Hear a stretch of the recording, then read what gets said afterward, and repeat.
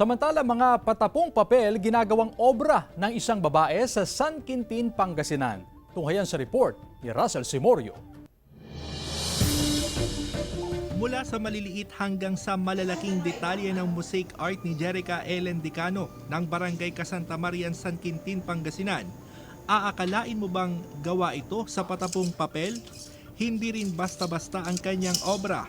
Karamihan sa kanyang artwork, pinagsama-samang makukulay na papel mula sa puncher paper. Inaabot daw siya ng 2 araw sa pagpapunch ng papel sa kada artwork na kanyang ginagawa.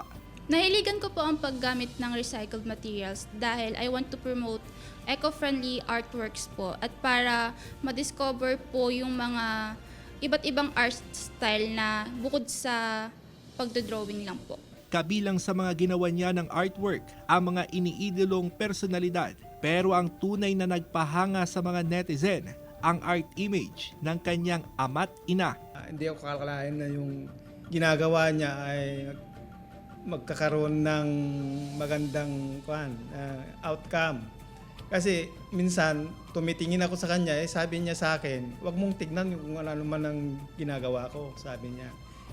Sabi ko, "Go on lang, yung kung ano man ang meron dyan na maganda, di gawin mo." As an artist po, isa sa pinaka-favorite line ko po is, "There is no mass in art because art is free." Naniniwala po ako na walang rules sa art.